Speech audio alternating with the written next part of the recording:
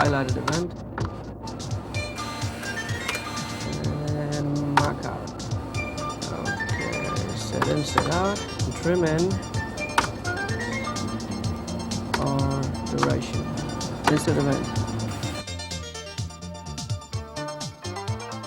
Where am I? How did I get here? Never told me about this at CMX school. Well, while I try to figure out how to get out of here, why don't you look at some of the highlights from my most recent productions?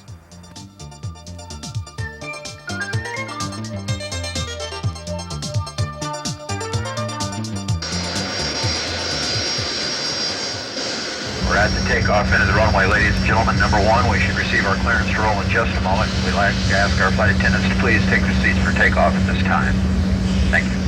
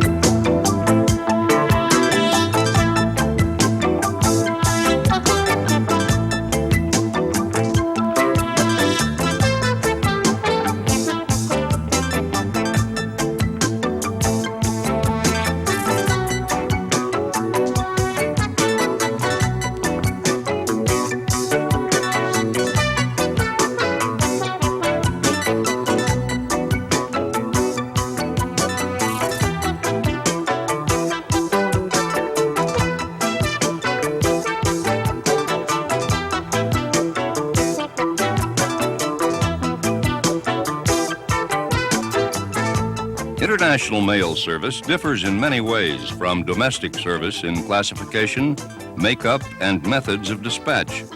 It requires close study to become familiar with the regulations on acceptance, receipt, distribution, dispatch, and accounting of the mail involved. At the same time our flights are departing with outbound mail, foreign flights are arriving with inbound mail.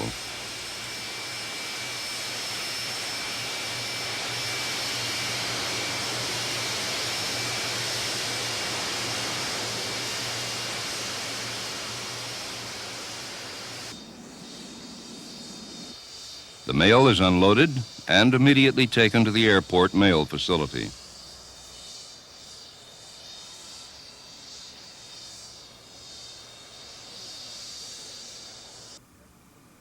At the AMF, a postal employee checks the mail against the documents received from the air carrier.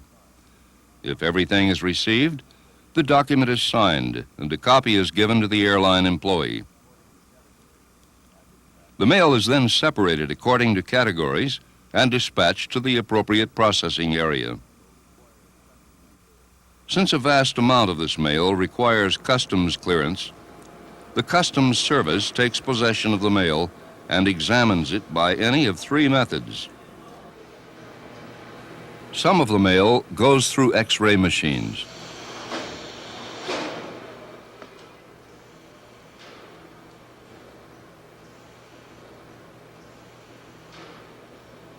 While other mail is manually inspected. Highly trained dogs are used to assist customs inspectors in detecting shipments of illicit drugs and are capable of detecting these drugs no matter how well concealed. After customs clearance, mail is returned to the postal facility and entered into the domestic mail stream. As you can see, international mail requires many documents and complex accounting procedures. The International Records Unit processes and maintains these records. However, there are only two international airmail records units, AMF Dulles near Washington and AMF Kennedy in New York. At these units, data is taken from the form AV7 and keyed into a computer terminal. This data is electronically transmitted to the Postal Data Center in New York City. The information is used as the basis for settling accounts with air carriers and foreign administrations. Even though international mail represents less than 1% of our total volume, it comprises almost 4% of postal revenue. Most importantly, it is the one link with the rest of the world that is hardly ever broken.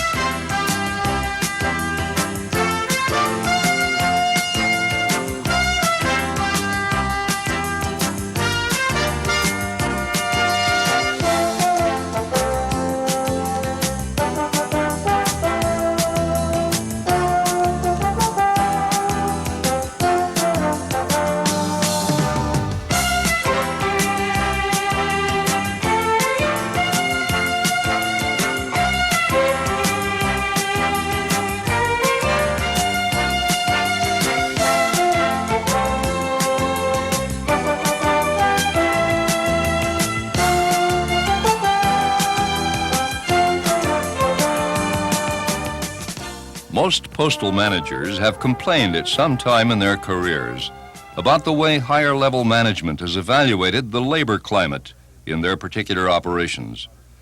Areas such as service, budget, and productivity were not always considered in determining the unit's overall labor climate.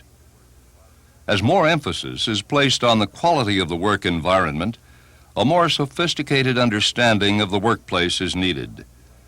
The value of our human resources cannot be underestimated, nor their potential contribution to our success be overlooked. Today, you will be introduced to a new way of analyzing your labor climate. It is a method that involves your total organization and helps you to identify the strengths and weaknesses within your work environment. To better visualize these relationships, we can think of our labor climate as a finely tuned machine whose main job is to move the mails quickly and efficiently. Let's look inside this machine to examine its component parts. Could we generalize that good supervisors in individual operations have fewer grievances?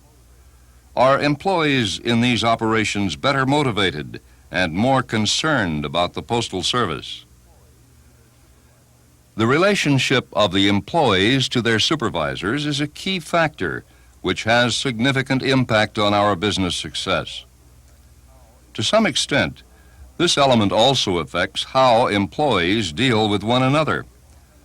Since a good part of our labor climate is determined by the interaction between employees and supervisors, the two main gears in our model represent craft employees and supervisors.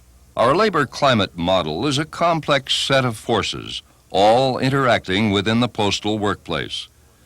If only one factor is selected as a basis for an evaluation of a unit's labor climate, the total picture is overlooked and the wrong conclusions may be drawn. We must talk to employees and their supervisors, understand their perceptions of their work unit and of the Postal Service. We should listen to the informal communications channels that exist. We should examine how our supervisors manage and how employees relate to that particular management style.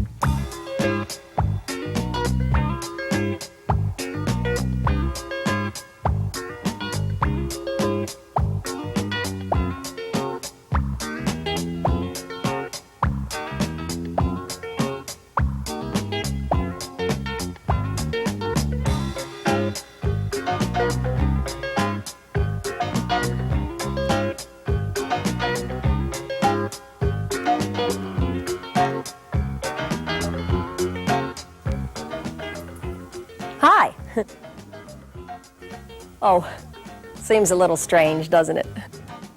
Well, don't worry. Everybody's a little nervous at first. Oh, let me introduce myself. I'm the CAT training unit. CAT stands for Computer Assisted Keyboard Training. Well, let's take a look at the various CAT components you'll be working with. A microprocessor, a video monitor, disk drives, and a printer. You should have also received several floppy diskettes. When not in use, all diskettes should be kept in their storage box. And always keep diskettes away from magnetic fields, such as radios and cassette players. Once the electronic technician has set up and tested the CAT system, there are a few basic things to know. All equipment switches should be kept in the on position at all times, even when the unit is not being used. There are 3 indicator lights on the system. The power light on the left side of the keyboard, the monitor light located in the top right of the monitor unit, and a red light on the disk drive. Think you've got all that? Okay, now it's your turn. Diskette inserted, system turned on, power light on, monitor light on, red disk drive light on. Good. All systems go. There are a few basic things you should remember when operating the CAT system.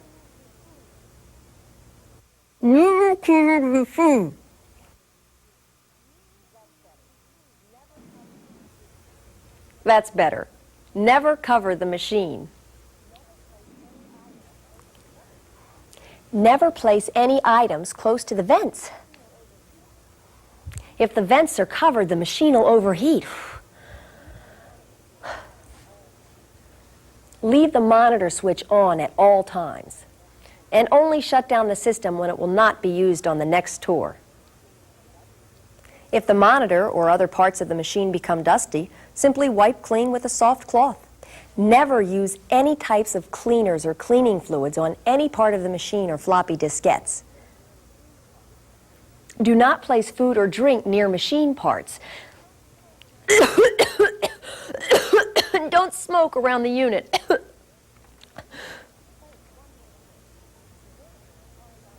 Oh, one more thing. The vertical and horizontal hold adjustments on the back of the monitor are the same as those on a standard television set and should only be adjusted when necessary. Seems like a lot of information, doesn't it? Well, don't worry. Rome wasn't built in a day. Take a few moments. Get acquainted. Try it out. And remember, practice makes perfect.